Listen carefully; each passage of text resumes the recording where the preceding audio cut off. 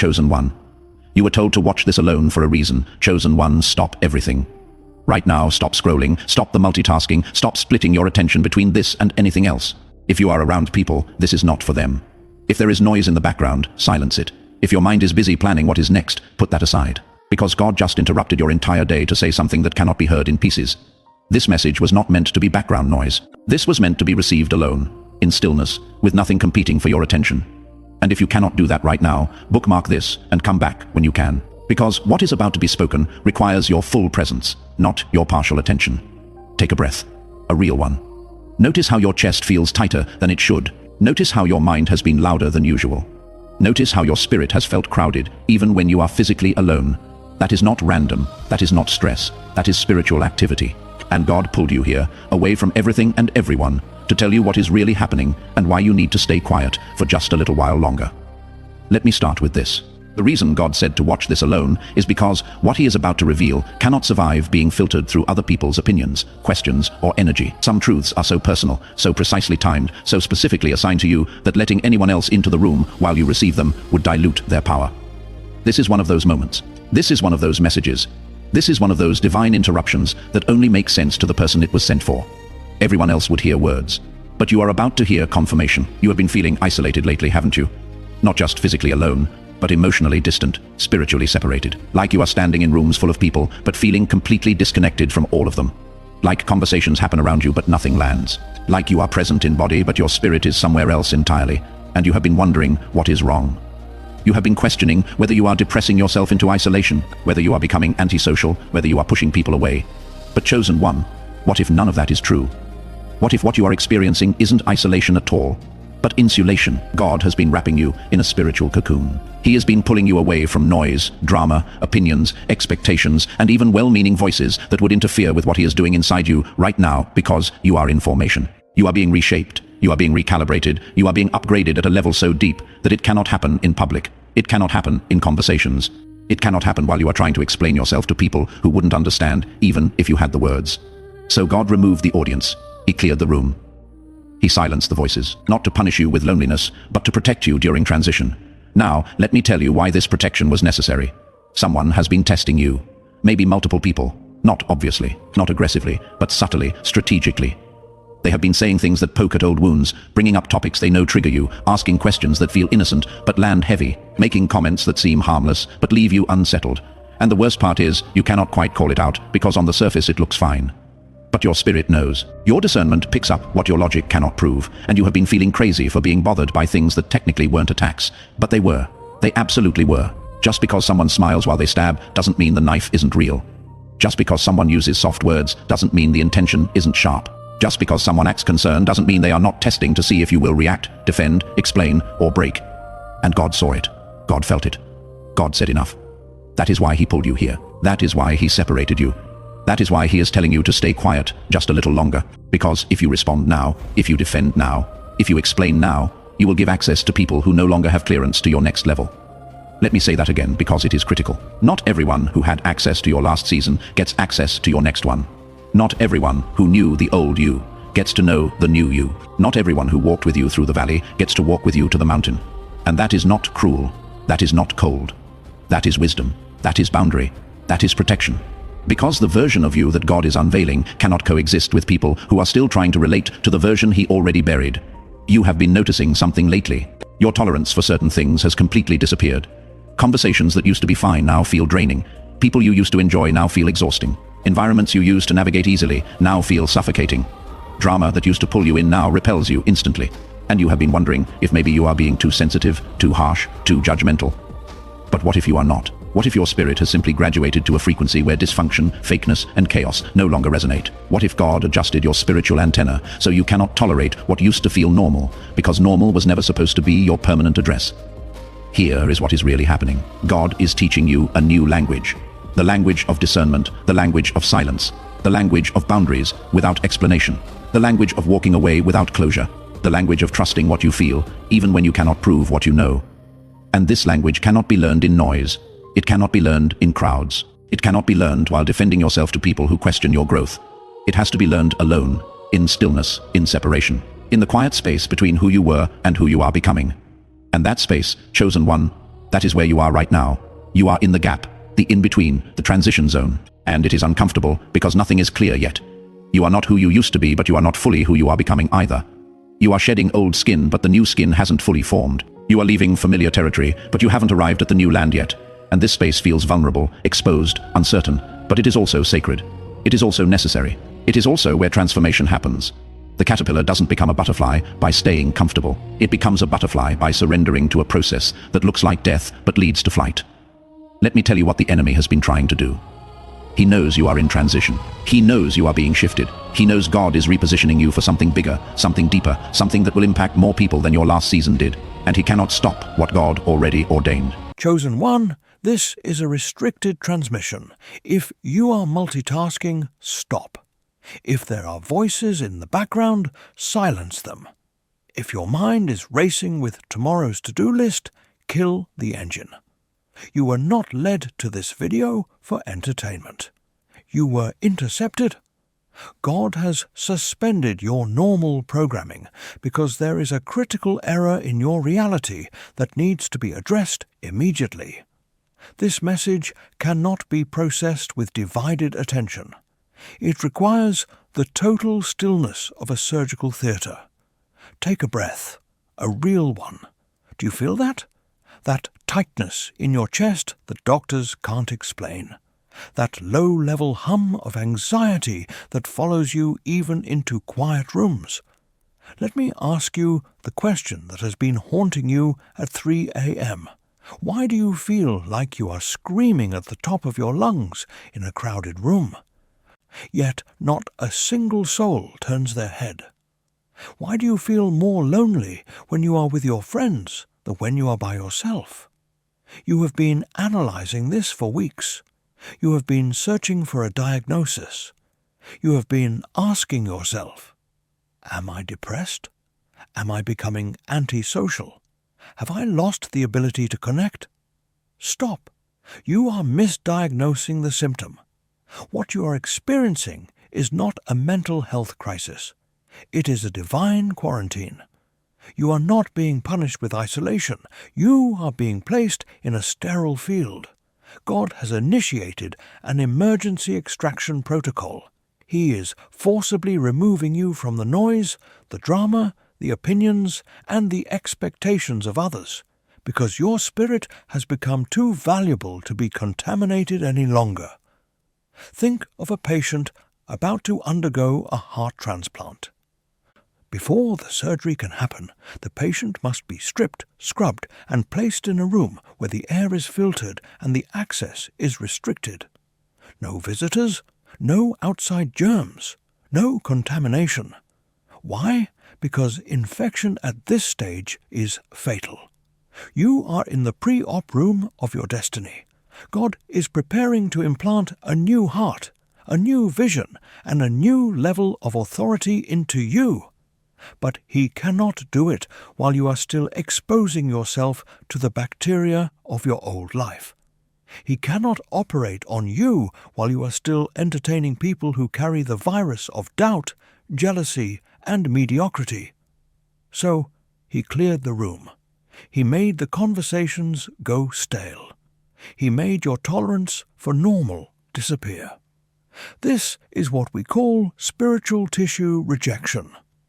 In medicine, when a body receives a new organ, the immune system sometimes attacks it because it recognizes it as foreign. But in the spirit, the opposite is happening to you. Your soul has upgraded, your frequency has shifted, and because of this new internal reality, your spirit is violently rejecting your old environment. That nausea you feel when you hang out with your old crew. That is not judgment. That is your spirit's immune system fighting off an infection. That exhaustion you feel after a simple phone call. That is your energy field trying to close a breach. You are not mismatched with these people because you are arrogant. You are mismatched because you are mutating. You are evolving into a species they do not recognize, and frankly, a species they cannot survive. The environment that used to nourish you is now poisoning you. The conversations that used to entertain you now drain you. The drama that used to distract you now disgusts you. This is the controversy that will upset your flesh but save your soul. The people you are trying to hold on to are biohazards to your future. God is not being cruel by cutting them off. He is establishing a biosecurity perimeter. He is wrapping you in a spiritual cocoon, not to comfort you, but to insulate you. You are currently under construction, and serious construction sites are always closed to the public. So stop apologizing for the closed sign on your door. Stop feeling guilty for the unanswered texts. Stop trying to force a connection that heaven has severed. You are in the sterile field. It is quiet here. It is lonely here. It feels cold here. But this is the only place where the transformation can happen without infection. Stay in the room. Don't open the door. The operation has already begun. Breathe in. Hold the silence. Breathe out. Now that you are in the sterile field, now that God has pulled you into the quarantine of transformation, you need to understand exactly what is happening outside your door. You need to understand why the people around you, even the ones who claim to love you, have suddenly become so difficult, so irritating, so strangely aggressive. They are not just being annoying, they are deploying a strategy. We call this the bait. You have noticed it, haven't you? The subtle digs, the passive-aggressive comments wrapped in a joke, the questions that sound innocent on the surface but feel like a slap in the face. You've changed. You're too serious now. You think you're better than us, don't you? Your logic tells you to brush it off. Your logic says, they didn't mean it like that. But your spirit is screaming. Your blood is boiling. You feel a rage rising up that feels disproportionate to the comment. Listen to me closely. Your rage is not an overreaction. It is a detection system. You are being pinged. In technology, a ping is a signal sent to a server to see if it is online and responsive. The enemy is using the people closest to you to send a ping to your ego. They are testing the connection. They are checking to see if the old you, the reactive, defensive, easily manipulated version of you, is still online. They are poking the bear to see if it will still roar. Because if they can get you to roar, if they can get you to snap, if they can get you to launch into a 10-minute defense of your character, they win. This is the trap you have been walking into. You think that by explaining yourself, you are clearing the air. You think that by defending your boundaries, you are being strong. You are wrong. In the realm of power, explanation is submission. When you stop to explain your growth to people who are committed to misunderstanding you, you are handing them your power. You are saying, please validate my transformation.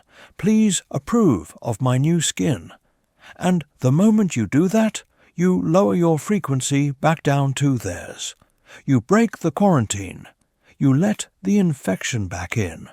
Just because someone smiles while they stab doesn't mean the knife isn't real. Just because the bait looks like a question doesn't mean it isn't a hook. So, what is the counter-strategy? How do you fight a war without throwing a punch? You use the most violent weapon in the spiritual arsenal. Absolute silence. I am not talking about the silence of a coward who's afraid to speak. I am talking about the silence of a king who does not need to answer to a peasant. I am talking about the silence of Jesus standing before Pilate. He could have called down 12 legions of angels. He could have won the debate. But he said nothing. Why?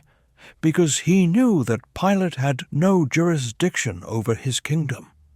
When you ignore the bait, you do something terrifying to the enemy. You starve the beast.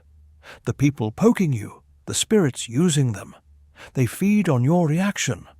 Your anger is their food. Your defense is their fuel. Your tears are their wine. When you react, you are feeding a parasite. But when they poke you and you give them nothing, when they accuse you and you look through them like they are made of glass, when they try to trigger the old scripts and you simply continue with your day, unbothered, unfazed, unreachable, you suffocate them. You cut off their oxygen supply. You create a vacuum of energy that forces them to either level up or leave the room. This is why God has commanded you to hold your peace. It is not about being nice, it is about being lethal. Silence is the only mirror that forces people to look at their own reflection because you are no longer absorbing their projection. So, the next time the text comes in, the next time the comment is made, the next time the bait is dangled, do not bite, do not explain, do not defend. Let the text sit on read. Let the comment hang in the air until it becomes awkward. Let their accusation echo back into their own ears. You are not being rude. You are being strategic. You are conserving your ammunition for the war that actually matters. Starve the distraction. Feed the destiny. The quarantine holds only as long as you keep your mouth shut. Lie still. Do not try to move your limbs. Do not try to fight the heaviness pushing you into the mattress. We need to talk about your body. We need to talk about the symptoms you have been hiding from everyone because you are afraid they will think you are losing your mind. You have been exhausted lately, not just tired, not just sleepy. I am talking about a bone-deep, marrow-level fatigue that coffee cannot touch and sleep does not cure. You wake up feeling like you have run a marathon in your dreams. Your muscles ache. Your head feels like it is wrapped in cotton.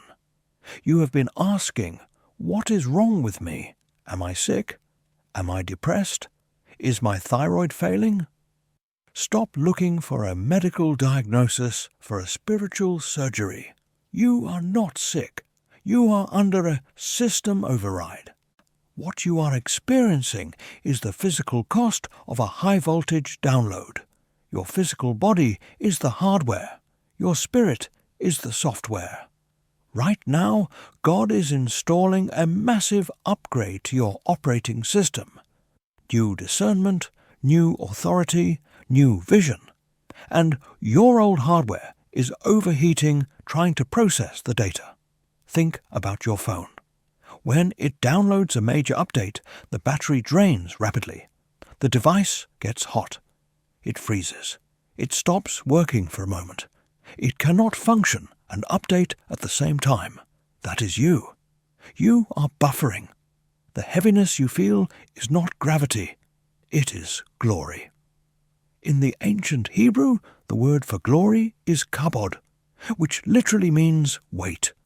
You are carrying a new weight of glory that your physical frame has not yet adjusted to. The lethargy is your body's way of forcing you to sit down so it doesn't collapse under the pressure of what God is pouring in. And then there are the tears, the unpredictable, irrational, uncontrollable waves of sadness. You are washing dishes and suddenly you are weeping.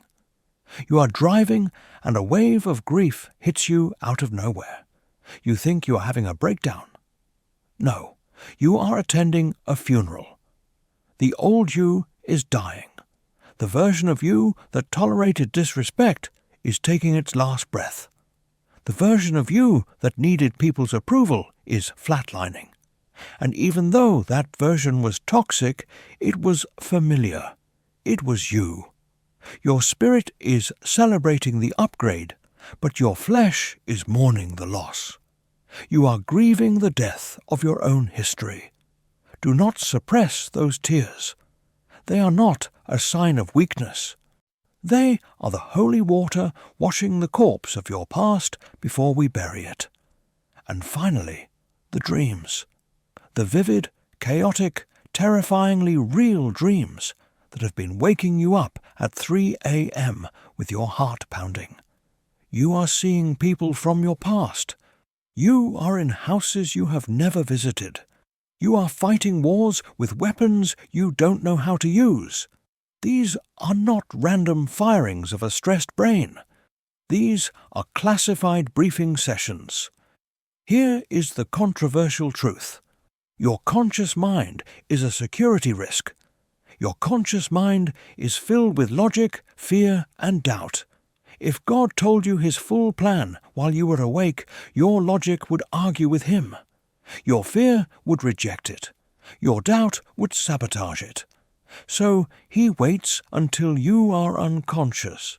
He bypasses your intellect to speak directly to your spirit. In the Bible, when God made a covenant with Abraham, he put him into a deep sleep first. Why? Because Abraham couldn't be involved in the negotiation. He just had to receive the promise. You are in night school, chosen one. You are being trained in dimensions your waking mind cannot comprehend yet. You are receiving strategies, keys, and coordinates for your next season. The confusion you feel when you wake up is simply the amnesia of a soldier returning from a covert mission. So, do not fight the fatigue. Do not analyze the tears. Do not fear the dreams. Your body is not failing you. It is upgrading you. The fever is breaking. The software is installing. The new vessel is almost ready to come online. Rest now. The heavy lifting is being done for you. We're at the final stage of the briefing. The diagnosis is clear. The strategy is set. The biological shift is underway. Now we must clear the final obstacle standing between you and your coronation, the guilt. I can feel it radiating off you even now. You are lying there, trying to accept this quarantine, but a voice in the back of your head is whispering, "You are being selfish. You are being cold. You are hurting people who need you." Let me silence that voice once and for all with a truth so sharp it will cut the tether of obligation. You have not become heartless. You have simply resigned from your position as their emotional garbage disposal. For years, you were the dumping ground for everyone else's trauma. You were the recycling center for their drama. You were the toxic waste facility for their complaints. They came to you not to be healed, but to be emptied. And because you are a healer by nature, you let them. You absorbed their poison and called it love.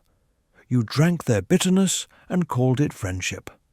That ends tonight. God did not create you to be a landfill for broken people who refuse to fix themselves. He did not design your spirit to be a sponge for other people's dysfunction. Closing the door is not an act of hate. It is an act of hygiene. You are not abandoning them.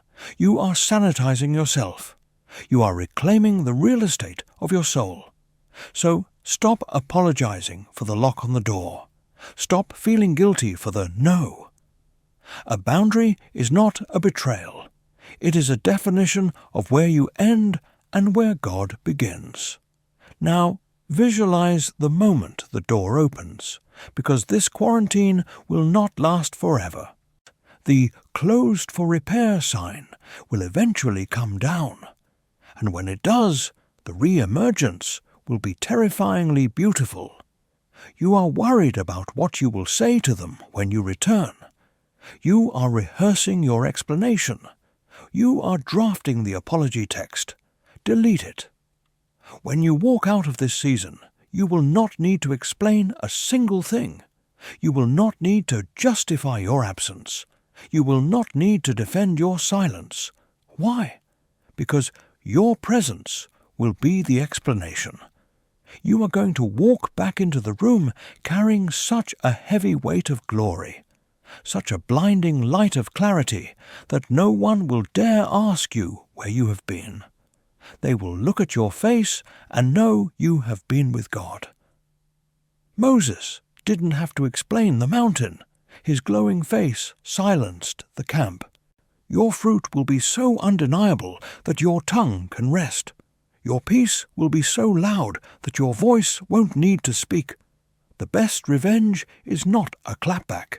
It is a transformation so complete that the old version of you is unrecognizable. So, let us seal this protocol. Let us lock the door from the inside so the work can be finished. I need you to sign the medical release form. I need you to confirm to the spiritual realm that you are officially off-duty, offline, and unavailable for unauthorized access. Go to the comments right now. Do not just think it. Do not just whisper it. Inscribe it as a law. Type this declaration, "Silence is my weapon." Or, if you are truly ready to shut down the access to your energy, type, "I am closed for repair." Let the notification pop up on the enemy's screen. Let them know the line has been cut.